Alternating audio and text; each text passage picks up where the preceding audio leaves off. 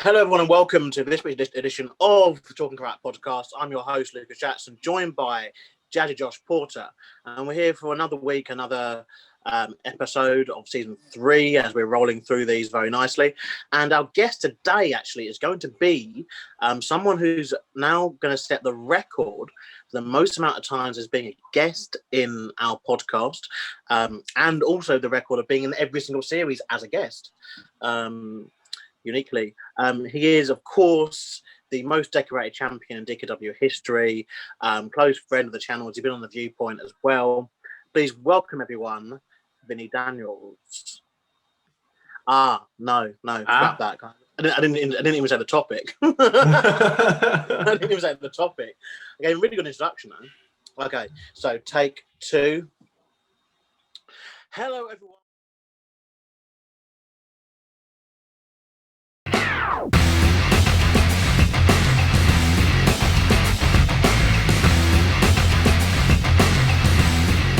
Hello, everyone. What is up? It's Lucas Jackson here and lovely co-host, of course, Jazzy Josh Porter from the Talking Crap podcast.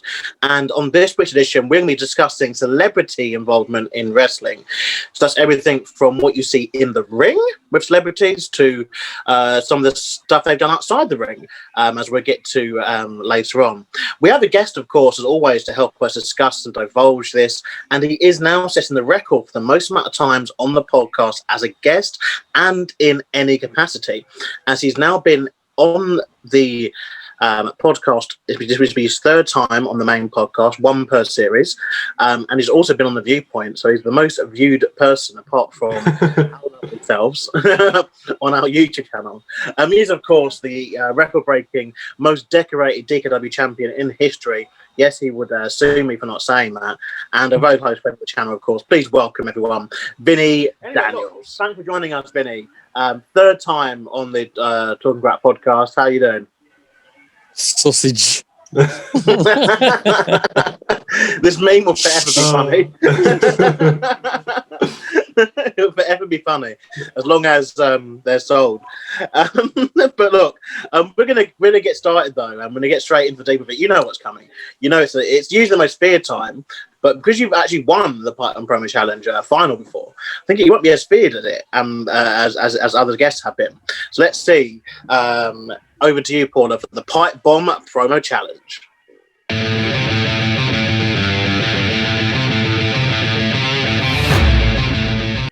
You've had the rules already because you've won the Pipe Bomb Challenge before, but I'm going to give you the rules again anyway for people watching at home that haven't seen it before. You have 1 minute to give us a promo on 2 topics or more that I give you, and you'll be scored out of 10 as usual. 5 points by me, 5 points by Lucas. And this episode, you are on Team Lucas. Yeah. Right. So, I'm going to get a timer up quick because that's something I always forget to prep. So, your 2 topics are... Sausage. I'm getting confused with script. This hand. There you go, sausage. Is that one of the... Is that... Please let it be sausage. That's not one of the topics, but... Your 2 topics are, you are at the Dkw Wheel of Wrestling. Your opponent is Mr. Fabulous. And you are competing for the vacant Chaos Championship, a title you know a lot about. And it's an Extreme Rules match. Because Wheel of Wrestling, it can be anything. Well, I'm confused. So if it's a Wheel of Wrestling, why are we having the wheel if we already know what the stipulation is? Because that was the randomness of it. So we've spanned the wheel. The wheel is span, and we've spanned the wheel, and it's landed on Extreme Rules. Okay. How long have I got? 1 minute. 1 minute? Yeah, okay. You've got 1 minute. So, Mr. Fabulous, Chaos Championship, Dkw Wheel of Wrestling, Extreme Rules match. Got it? I don't know if my tiny little brain can comprehend it, but I'll try. We'll soon see. So, your 1 minute starts now. The Wheel of Wrestling event hosted by Dkw, where literally anything can happen. Anything at all. But as luck would have it, It's an Extreme Rules match, which is my favourite, you all know.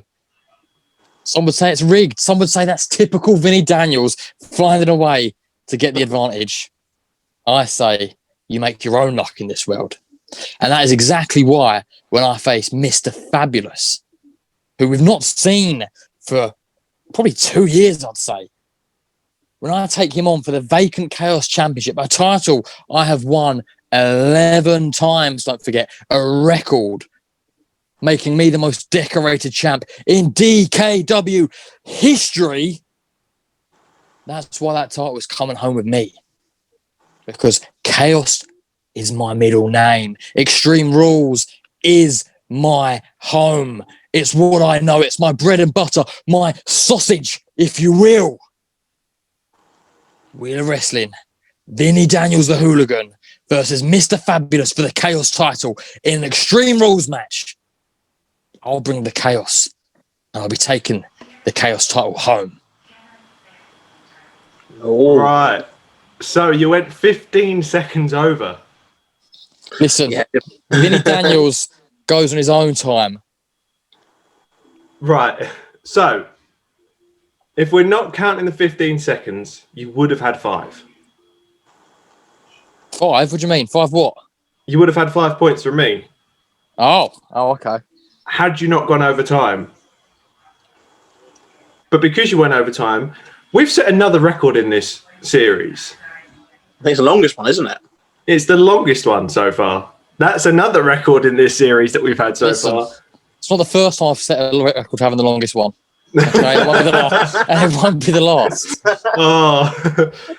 So, yeah, at the end of that, because you went over time, I'm going to have to go down to a 4. Like a baby holding an apple. Oh, what? At least a 4.5. Come on, there's room for negotiation here.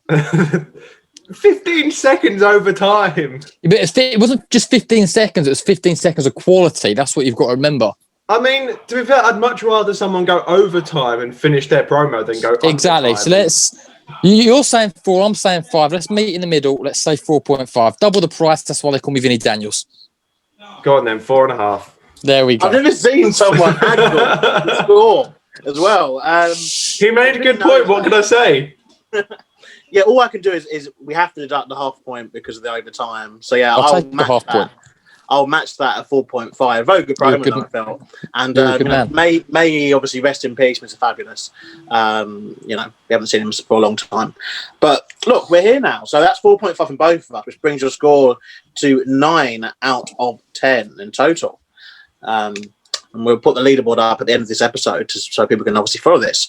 But look, we're talking about celebrities and wrestling. It's a bit of a weird one, this. So we've obviously been doing some research, or it's just knowledge that's up there, really. Celebrities have been around in wrestling for a long time. The most prominent kind of example of them, or the kind of star, I guess, celebrities, would be the rock and wrestling era. So younger fans might know that's around WrestleMania 1, leading into WrestleMania 1, with all the great stuff that WWE did with MTV. The MTV that played music, by the way, not the MTV that plays reality shows. It actually did like a new era of celebrities and their involvement. They were heavily featured. And obviously Hulk Hogan, I know like Vinny and I were massive Hulk Hogan fans. Like he would always kind of sing with celebrities, obviously in films as well. Like just how important at that time was celebrities for getting WrestleMania kind of off the ground, would you say? Starting with you, Vinny. You brought the wrong guest on here, really. You should have brought Sarah Marlowe on. She was like 20 when the first WrestleMania came out. But yeah, no, of course. I think they built the success. I think if it wasn't for that success of WrestleMania 1, which had, a number of celebrity appearances, WWE as we know it today wouldn't be it is. That was the foundations of making sports entertainment, if you will, the start of, taking over the territories and building the brand that is, WWE was WWF. So yeah, you can't deny the importance of what celebrities did for wrestling and making it mainstream and bringing more eyes to the product. Second question to you, Paul. I think it was just bringing that extra fan base in, honestly. Bringing those extra eyes onto the show. Because obviously you've got to think wrestling is going to have fans that are completely different to, say, some form of pop star. Or even Donald Trump, for crying out loud. Like, that's what we'll get to him, don't We'll get to him. Don't worry. But yeah, I genuinely think it's just bringing in those extra eyes from a celebrity's fan base that are going to watch the product while they're on the show. I mean, would you say that having celebrities involved is like a kind of seal of approval almost as well? Like it's kind of still like that your product is deemed cool or acceptable by society, I guess, because you're associated with people that are also deemed cool and acceptable. Depends who, really, doesn't it? I mean, like, some of them are just doing it for a paycheck. Remember they had, like, Snooki. What the hell's a Snooki? Like, we'll get to her, don't you worry. But specifically at that time, though, I think it made the WWF seem cool. I think it was now a cool thing because MTV, it's mad to think of the journey that channel was taken, but it was young, wasn't it? It was a young, fresh channel, like young people watching it. And obviously, if you go back to watch wrestling kind of before in the 70s, it was an older crowd. Obviously, Hogan and the Rock and Wrestling Connection. Remember, he had a cartoon, didn't he? Hogan's Rock and Wrestling. Like he had a Saturday morning cartoon with celebrities involved with that too. Someone else who obviously was involved quite a lot with wrestling as a celebrity was Muhammad Ali. Did various roles for the company over the years. Had a very kind of good relationship with wrestling. Particularly obviously after he retired. And another person as well, who we have to mention around WrestleMania, Mr. T. Oh, beautiful! I'm getting playing. And his mama, of course, in the Hall of Fame. So Mr. T, how kind of important was he specifically around that period? Like for getting, I've asked a question before. Scrap this question. Scrap that little bit I just said. And of course, Mr. T, blah, blah. Sorry. Oh, Peter Fool can't remember his lines. I ain't getting no So Mr. T, of course, really important part of getting the first WrestleMania kind of going. He became a part of the product for a little bit too. Like he's one of those that stuck around a little bit. One that I don't think had got enough kind of recognition for her role though was Cyndi Lauper, who I thought she would have been in the Hall of Fame by now, surely. Because her interaction with Captain Lou and get them in the video, that was a big part of it being cool. And in terms of celebrities that gone to the Hall of Fame, I'd argue she probably did more than some of the other ones that are actually in there for other stuff. Huge. Donald Trump, huge. We're going to get to him, don't you worry. We're going to get to him. But yeah, it wasn't really until the 90s, though, when WCW, they forced upon us the wonderful basketball stars, Dennis Rodman, Cole, what's his name? Cole. Show us the guy. Yeah, we know what you're on about. The dude, Dennis, the basketball dude. The tall guy. And we started seeing celebrities. We started seeing celebrities involved in ring. And so now we're going to talk about celebrities in ring, because obviously, originally, apart from Mr. T and kind of a few kind of, non-wrestling roles, celebrities hadn't really been part of the in-ring product. And we've seen some various quality of celebrities in wrestling. Everyone from Jay Leno to, of course, David Arquette, which we are going to talk about separately, a separate question. Don't mention David Arquette here. But are there any that kind of stand out as being really good? Let's go for that one first. Start with you, Vinny. Yeah, I think when you're thinking of the top ones, you've got to go with Stephen Amell. He was brilliant. That tag match, he was brilliant. But I think saying, I was going to say, I think everyone was going to say, because he was everyone was quite shocked, thinking, actually, this guy, he can work. And then you've got the other end of it, where you've got did you see? I mean, I don't watch AEW, but I've seen the clips. Did you see Snoop Doggy Dogg? That splash reminded me of a Lucas Jackson ladder splash. I'm never going to live that down, am I? But yeah, you've got. You can watch one of those down below here. We'll put a comparison. Oh yes, please do. But you got Stephen. He stands out, and I thought Tyson Fury was good. He wasn't amazing, but I think he's come from that combat sports background. Do you class him as a celebrity? Do you class anyone like Cain Velasquez? Do you class him as a celebrity, even though he was shit and really underwhelming? But is Ronda Rousey a celebrity, or is she? I know she went full time, but where do you draw the line on who's a celebrity when it comes to people that have come from other sports? Well, yeah, that's tricky, because you could say The Miz technically is a celebrity. He was on the real world. before he obviously joined the WWE. Obviously now he's trained and been a part of the company 15 years or whatever. I'd argue that if they've had formal training, so Cain Velasquez, he attended wrestling school, he went to wrestling classes, and so he was trained to become a wrestler at one point. Yeah, because Cain Velasquez is in the same boat as Ronda Rousey in the sense of they both trained to transfer from UFC to wrestling. Yeah, so I guess that's a kind of separate, that's a new kind of thing, a new kind of factor. Because obviously in the 90s, I know while Dennis Rodman, I believe, did go to the power plant, you know, for a little bit of training, it was very much just to kind of get the basics of bump and roll. Bump and roll kind of thing.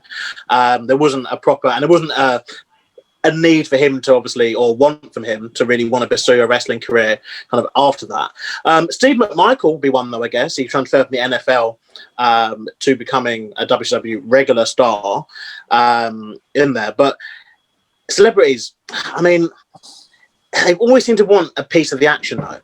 That seems to be the thing. Like anytime they're on TV, they always want a piece, don't they? You know, but whereas before, like I said, they've gone from referee, like Muhammad Ali was, you know, a referee or official. You know, you had other celebrities involved in the 80s and 90s that literally just came and if they were a singer, they came and sang. If they were, you know, whatever they were, they came and did one little bit. But as time went on, we've seen celebrities get more and more physical. Like obviously, even a few years ago, you had Machine Gun Kelly get powerbombed off the stage. That was by Kevin Owens, wasn't it? By KO. Do you think it still has the same effect though? Like obviously, originally the purpose was to pop the ratings, basically, back in the Monday Night Wars. And obviously, as you get into the 2000s, it was again a cheap publicity stunt. Even like Kevin Federline, this is a name which is so synonymous with the early 2000s that people, anyone a bit younger, won't have a clue what the hell we're talking about. But he was married to what's her face, wasn't it? Britney Spears, is it? Yeah, Britney Spears. Yeah, I love how we gave the what's her face an actual celebrity. Yeah.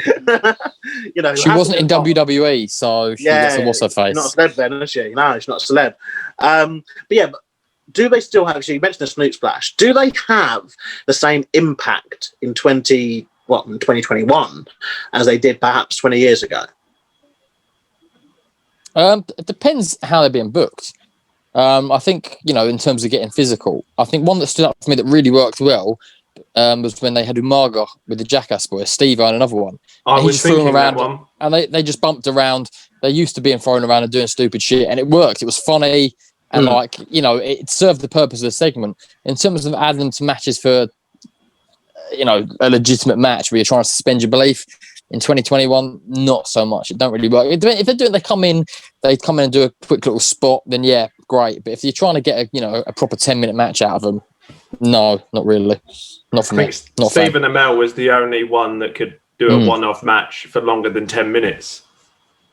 Yeah, because obviously a lot of them have been involved with tag matches or matches where they've been stipulations. Well, Stephen Amell then went on to have a singles match at All Out for AEW. Well, before it was AEW. He done Ring of Honor as well, I think, as well. I think he appeared in Ring of Honor. I don't remember if he had a match or not. I didn't pay attention to that one. But I remember Ring of Honor in 2021. But he had such a good match in All Out. We had a really good match in WWE, I think. Yeah. I think that was a really good storyline. And obviously, the reason why WWE do it quite a lot, and the reason why we're going to get into because they can afford to.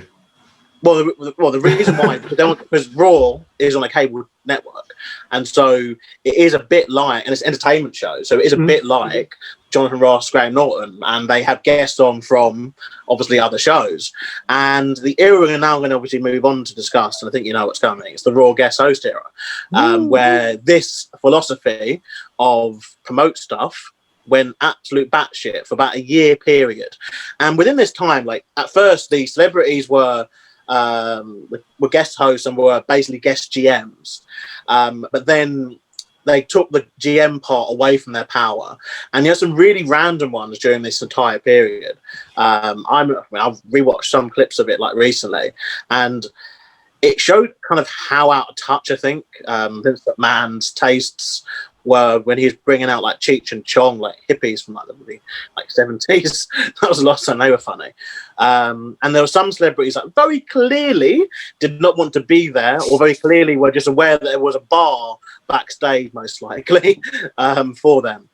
So of this era, let's start with you, Vinny. Like, who are the kind of the standouts in a So there's a couple that come to mind. The guest hosts. First was the Muppets. I swear they don't. And they're like Beaker was backstage with it. I can't remember. It was one of the James at the time. No. I think it was Sheamus. Yeah, and he's like just beep, beep, beep, beep, and you're thinking like you can just tell Vince McMahon's backstage like this is such good shit. Like the fans are watching like what? So that's one that always stands out for me. And then of course another one is I don't know if he was a guest host, but it was the dude. I can't even remember his name. Is that irrelevant? When he's the prominent SummerSlam, he's like at the Summerfest, and it's like, it was guest host Jeremy Renner, wasn't it? Yeah, it's like you clearly Jeremy haven't Renner got a fucking clue about you. Like obviously don't care for the product. You're just here for a payday or to promote yourself. Like, the weird one I felt was Reverend Al Sharpton, the political activist in America. He's not really known over here, but he literally only did one segment backstage, and there's been so many stories that he didn't know. Like his agent didn't even tell him what it was. He came and he was just not prepared to do anything. So the segment he did backstage was just literally like just promoting a book he had or something, and it was about 30 seconds, and that was it. And some of the appearances were like that, but some of the appearances, like I think like Seth Green, for instance, he got involved in a match. I think they had a period where the celebrities were getting too involved, and there was the awful period where there was a Chavo Guerrero and Hornswoggle feud, and so every week the guest GM would give a stupid stipulation to a Chavo and Hornswoggle match. And I must big up Chavo here because I think he put up a lot of shit during this entire period because he was involved with blindfold matches, one arm tied behind your backs, handicaps, God knows it. He was on the losing end of the most of it. What about you, Porter? Like some of the standouts or not standouts from the guest host era? Honestly, the only one I remember that I cared to remember was the Muppets. Just for that segment with Sheamus. So I'm sitting there thinking, what have they done? Like, are they trying? But it was such good shit. Like, Bob Barker was quite cool. I thought. He had that skit with Jericho, and The Price is Right is obviously an international franchise, so I guess that would be one which obviously everyone, no matter where you're watching, can kind of. A lot of it is because we're obviously in the UK, like, and there's an awkwardness to WWE a bit when they mention something that's so American that when they mention it, you're like, I don't give a shit. Like even sometimes another example of celebrity used is usually at the WrestleMania crowd when they go, we've got so and so from so and so here. And it's kind of like pop. And then that reminds me, sorry to interrupt, where they it was like Insurrection 2001 or something. It was like a UK pay-per-view, and they'd done it, and it was the most random like UK celebrities. It was like in the crowd tonight we've got Gianfranco Zola, the Chelsea footballer, hands across. It's like Eamon Holmes, and then it's someone else I swear. It's just like three of the most random wrestlers random celebrities you could have had. But literally, I mean, I guess they could be the same agent, I guess, and it just sends people. Big up Heyman. Those appearances. Big up Ruth Langford, while right. Oh yeah, she's a fitty. Put a picture of her, please. But yeah, I just think some of the celebs they have, they obviously don't have any desire to be part of the product, but it is that kind of just being seen to be seen. Something we're going to mention actually, because you mentioned Stephen Amell, showing that he was up for it, and mentioning the Jackass Boys obviously had that experience of kind of just being bumped about. I think this is a key quality here, because the ones that tend to do better are the ones that at least have some basic understanding of how this works. And while we don't want to completely withdraw the curtain here, it's important that if they've had experience of obviously taking these pratfalls, for instance, like whether it's a pratfall on a movie set or a pratfall in the ring, like it's the same, And Stephen Amell, like he was an action star and he was into obviously wrestling, and so it showed through his performance. When you get people like I said, like Reverend Al Sharpton, who literally have no idea what the product even is, and they just stand there and read off an auto cue and leave, that's when it becomes very, very awkward. And I think as well, like if you got, I mean, there was Hugh Jackman had a little role, didn't he? In 2011, I believe. Got to Sandow, wasn't it? He got to punch. Like, who did he punch? Was it Sandow? Because Sandow come dressed out as Magneto, didn't he? And then I think he done 2, didn't he, Jackman? He done one with Ziggler and he done one with Sandow. He did like a few years apart. He's done 2. But again, like that makes sense, because Hugh Jackman, he looks at least like he could be in the ring, and it's believable that if Hugh Jackman punched you, that would hurt. Yeah. And obviously, I mean, Seth Especially Green. Claws. Yeah. I mean, Seth Green, obviously, his appearance was very comical, and I get that there's that comical element to it. But obviously, it is a case where it just gets unbelievable when obviously got Seth Green. I think he teamed with Randy Orton and John Cena, and obviously Seth Green, is barely 5'2" and barely 8-9 stone, if that. And he's teaming with guys who obviously the best of the last 20 years, pretty much. And it just looks very odd.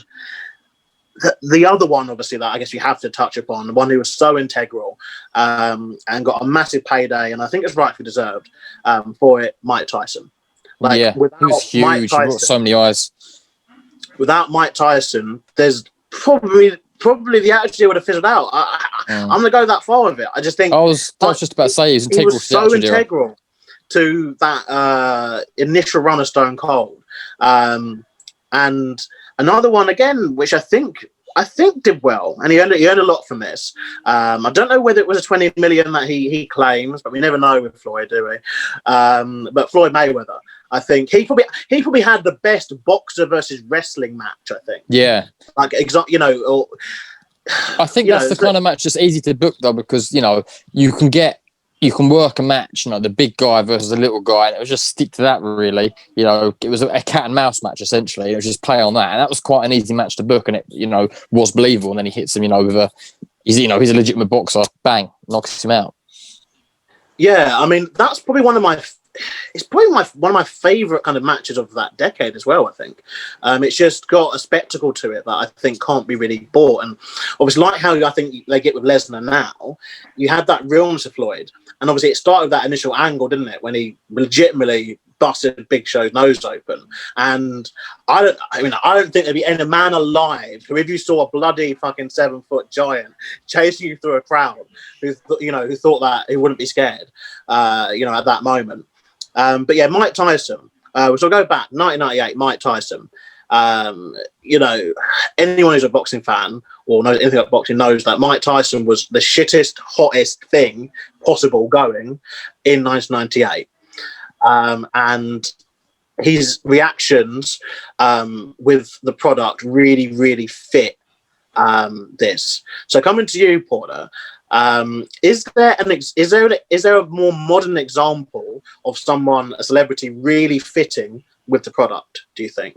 Or was that the peak? I think Tyson Fury could have been good had they used him properly.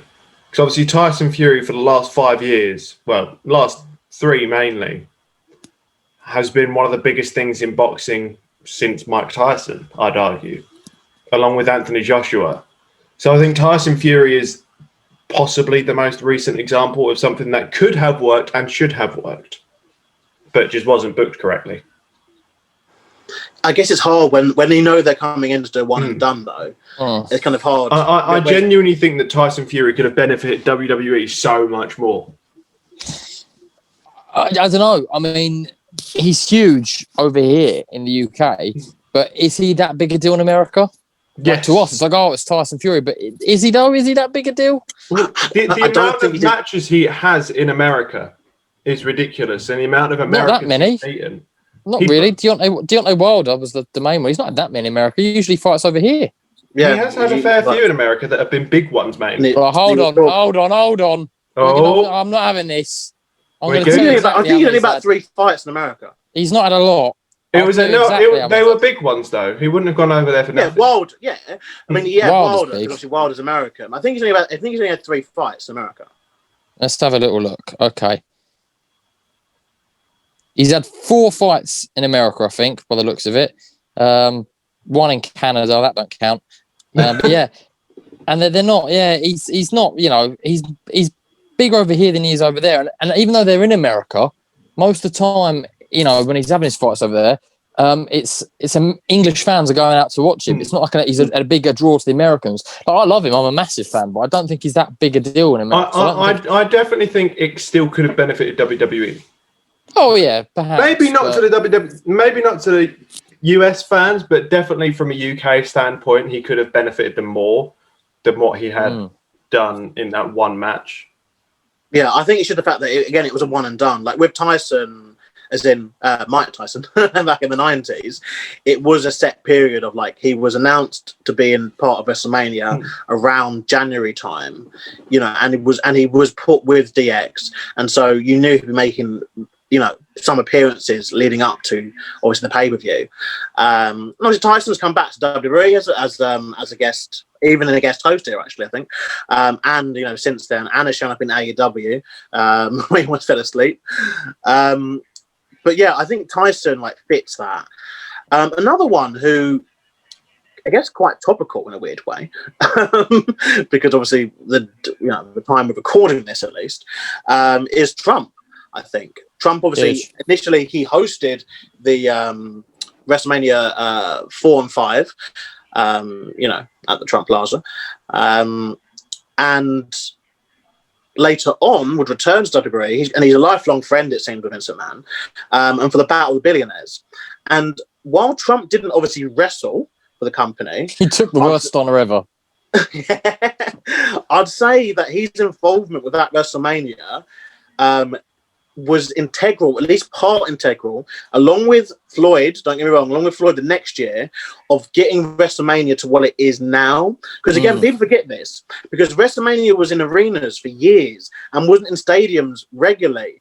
Until 23, wasn't it? Yeah. And having those moments like Battle of the Billionaires, it was huge pay-per-view business, seeing those numbers. And then the next year, seeing the numbers of Floyd. That was the biggest selling pay-per-view of all time in the pay-per-view era, I think. The Battle of the Billionaires one, wasn't it? I think it was the highest ball. I think so. And then because they keep making what they do, they raise ticket prices every year. So they keep breaking this record. But I then think that the Cena and Rock one, and again, we're going to get to him in a minute, actually, because the Rock's an interesting one, because is he... Okay, we'll go Trump first. So Trump.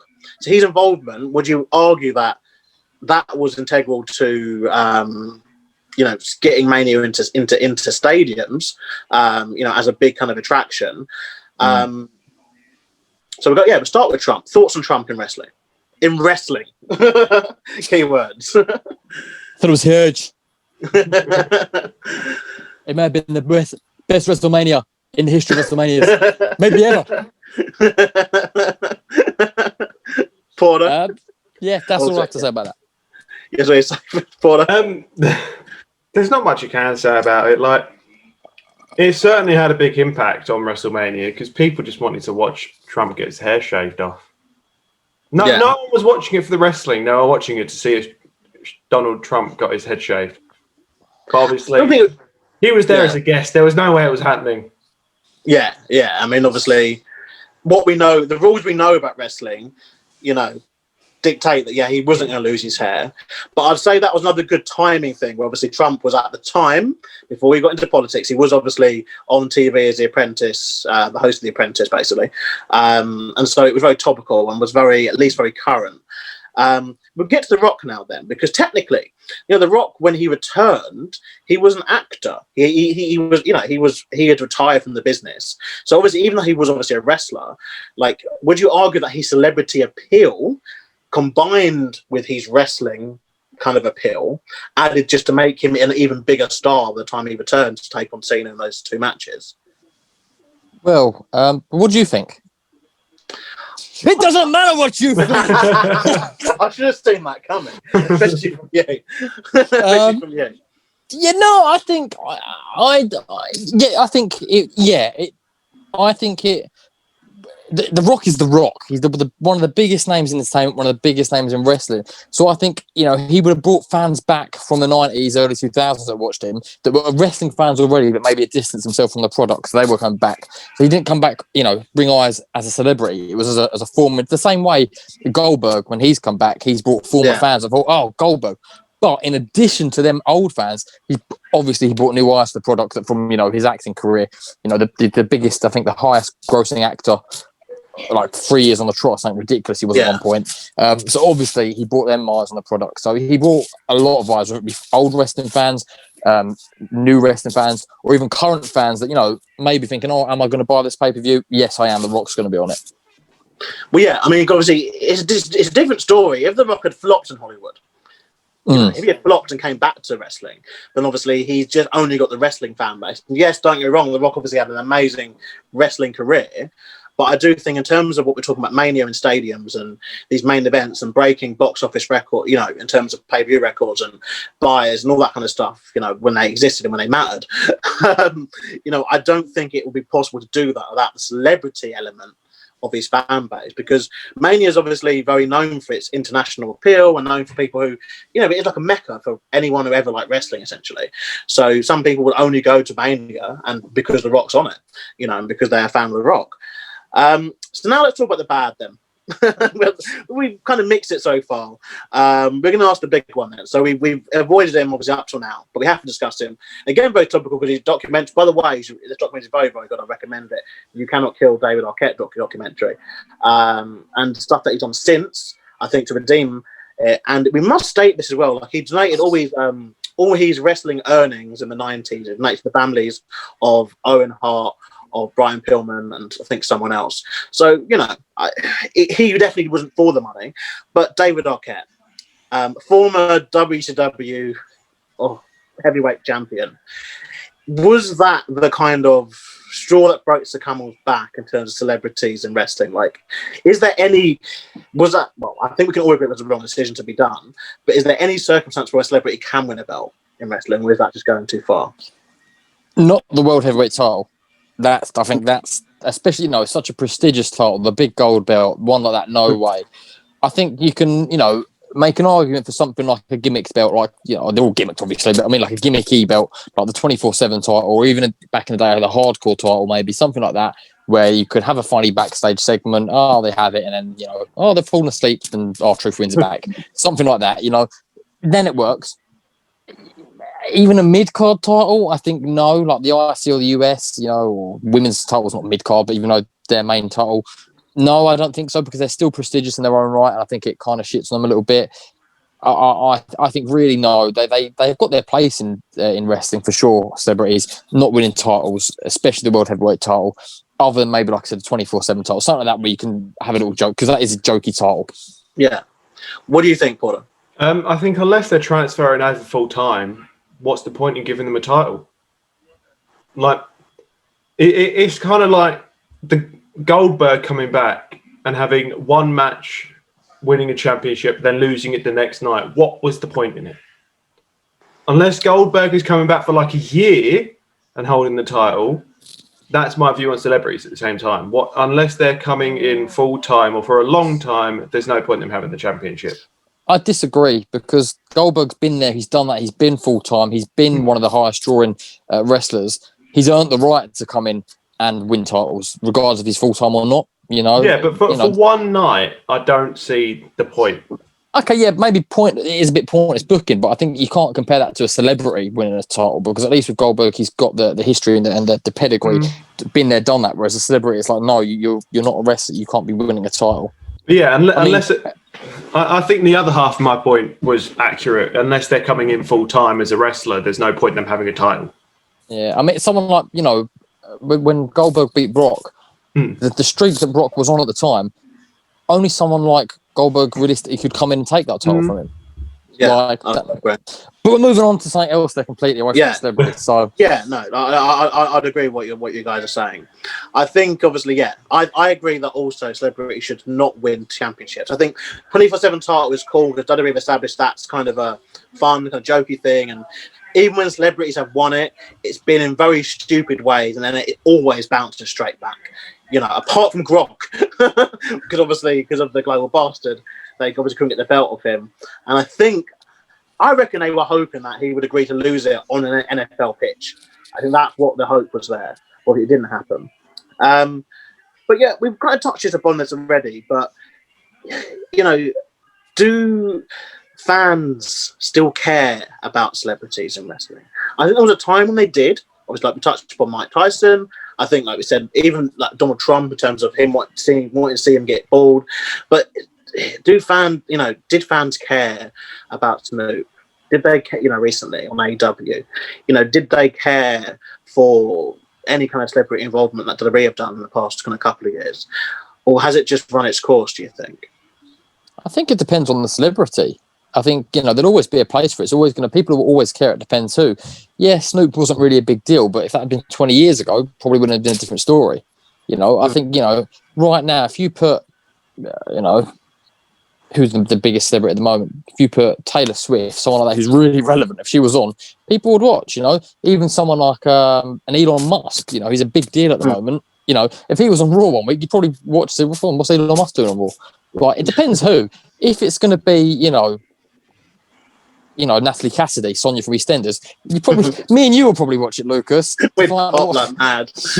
We'd probably find out, to what happened to Sonia in the end. But so everyone else knows. I think there's always a place where people are always going to care. It just depends who you can get on. And maybe I think wrestling, like you said earlier, it had that coolness to it, so you could get a bigger celebrity in and make it even cooler. Maybe wrestling's sort of retracted a bit and isn't as cool as it used to be. It's kind of becoming not a cool thing. So then big name celebrities maybe don't want to be associated with it as much. Well, yeah, that's the other thing, because obviously you've got to think about the backlash on celebrity potentially for obviously being part of the product, and obviously you can touch upon potential consequences. I said, like, we knew that Donald Trump was never going to shave his hair. He was at the time a television star, and so you've got the real possibility. Obviously, someone like Stephen Amell, obviously he's insured to be at the time to be part of a TV show. If he was to get injured and can't come to work, that's the problem. And then again, it's the same problem, I guess, with the Rock phase, with obviously not wanting to return full time because he's, going to earn millions of dollars doing acting. Millions and millions and millions and millions. Yeah. So, yeah. Final thoughts then. Actually, we did touch on something actually, because we are in Britain. Celebrity wrestling, ITV Celebrity Wrestling. Oh, do you remember that? And he got axed after like 4 episodes. Oh, man. It had what's his name on it? Jade Goody's ex-husband. What's his name? Jeff, yes. Frazier. Jeff Frazier, yeah, he was on it. His nickname was the Pocket Rocket. I don't know why I remember that. And it had him, the Prince Charles's real dad. James Hewitt. Yeah. James Hewitt. He was on allegedly everything at that time. Dad. We're just going to throw that out allegedly. He was on everything around that time. But my God, what a shit show that was. ITV did literally a one-handed burial of wrestling, from cancelling motorsport. It wasn't wrestling. It was like gladiators with celebrities with like mini games. Like, it wasn't wrestling. I remember at the time I must have been like 8 or 9 when that was on TV, and I was so hyped, like, oh, wrestling with celebrities. I want to watch some of that. And even at the time, as an 8 or 9, I was like, this is fucking shit. The thing that annoys me about celebrities and shows, they're never in jeopardy. They're never allowed to put in jeopardy. And that's another reason why they don't work well in wrestling, because they need to be made to put in jeopardy. That's why, Machine Gun Kelly, when he came on and got powerbombed, like, yeah, fucking good, because so he should. Like, Kevin Owens is a genuine WWE superstar, and he's on the show every single week, and he's got accolades and within wrestling that are relevant to the program I'm watching. So why the hell should Machine Gun Kelly be able to come on and dictate that I'm now part of the product and I'm above you? Because that's the other issue I think that happened. Like, for instance, with AEW and the Snoop thing, they promoted Snoop Dogg above other people that are full time on their program. Week in, week out, and obviously, we can mention obviously Goldberg and The Rock, part-time wrestlers coming back as they've earned it. Doing the same thing. They've earned it, and they've paid their dues. But you got obviously Snoop Dogg, who was billed above other actual bona fide wrestlers, and don't get me wrong, like Snooki had a Mania spot. As a woman in a time when female wrestling in WWE didn't really get more than 3 minutes, didn't get big matches, didn't get celebrity involvement, and she of all people got that. And while she didn't do as bad, I don't think, as others have done, she got one little kind of good little spot with it. It's still a bit like anytime you have celebrity with something, they're never going to be put in jeopardy, because they know in a weird way, or they get told, you're better than this, you're better than wrestling, and that's the issue, I think. That's the main kind of core problem I have with celebrities in wrestling. I do like them being involved, but at the same time, I'm a bit like, for fuck's sake, like, they're not actually at jeopardy here. The same thing, I mean, we had shows over here, like The Jump, you know, and it was just like, you know, one injury and the show got cancelled pretty much. You know? And that was them jumping off like 2-foot platform. Or The Game, remember Channel 4's The Games? You know, like a fake Olympics with celebrities. Again, it was the same thing, like, you know, the minute there was injuries, same with Dancing on Ice. That was a sick program. The Games was awesome. But again, I can't believe Charlie Dimmock got a bronze. Bloody hell, God. When the Games like mid-2000s as well, wasn't it? Yeah, 2004, 2005, yeah. 2000 was just like celebrities do shit, innit? It pretty much was. That was it. Celebrities do shit.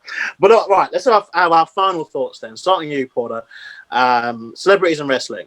Are you looking forward to seeing more, or should they stop? Or your final thoughts on celebrities in wrestling? Depends on who it is. So long as I see Stephen Amell wrestle again, I'm happy. Because Stephen Amell could genuinely wrestle. Yeah, he could. Plus, he's one of my favourite actors. So I marked out when Stephen Amell appeared, or was announced rather, as part of the Bullet Club of all people. Because Bullet Club being one of my favourite factions. Yeah, so long as it makes sense and they can actually do something to make it relevant, then yeah, I'm all for it. Vinny, same question. I'd like to see this man step in the ring. He did. He did. With a sausage. Gordon Ramsay did. On a show with Gino DeCampo and Fred, whose surname I never know. They were luchadors for a day. Exactly. Did he have a sausage though? Did he use it as a weapon? Sausage. No, he didn't have a sausage. But no, on a real, yeah, I don't mind. It depends too. If it's someone relevant, then I'm all for it. You know, as long as they're not, you know, the balance has got to be there. If they're going to do a funny 24/7 skit, yeah. If they're going to win a title, no, like, you know, that can't be happening. In terms of having matches, it depends. If they're going to, you know, someone who's, you know, they've got to be a fan of the product, like Stephen Amell clearly is, and, you know, in shape, like Mr. T. When he WrestleMania, he was in great. He looked like he could have been on the roster. Do you know what I mean? So I think you know, you got to have that balance of, if they're going to put him in a match, it's not just to be, you know, a tag match and do a 30-second spot at the end. I want them to be, you know, involved and actually do it, because that's the attraction of seeing a wrestler, a celebrity wrestle. Yeah. So I think that they need to look at it, but, you know, I'm not against, you know, celebrities appearing on the show, either, you know, to, you know, present or whatever, you know, because that can be fun sometimes. Yeah, I think at the moment, the deadness is from the 30-second cameo appearances matches. Like, people, fans, they know that the minute a celebrity... Because the thing is, their thought as a fans thing, and we think it too, is, okay, celebrities in the match, we're not going to do anything, no jeopardy here. Celebrities going to obviously learn to do someone's finisher and, like, win, basically. But they need to change that image and obviously give more appearances or more performances, like Stephen Amell's, where we're like, oh, actually, this guy's actually interested, actually knows what he's doing. And, you know, even if he loses or wins or whatever, like, I can buy and believe that. And yeah, I think they're going to be obviously involved. Obviously, it's Mania season now, so obviously they're going to be involved, probably most likely, you know, with that. But look, Vinny, great as always having you on. You're always lovely, and we will see you again soon, because you're a regular guest here on the Talking Crap podcast. And coming next week, we will be joined by Danny Black and discussing independent wrestling. Little fact. He's not actually black. There you go. Yes, he's not actually black. But until then, I've been Lucas Jackson, joined by Judge Porter. Thanks to our guest, Vinny Daniels. You've watched Talk Crap. Thank you. Please like, share, and subscribe. Goodbye for now. Take it easy.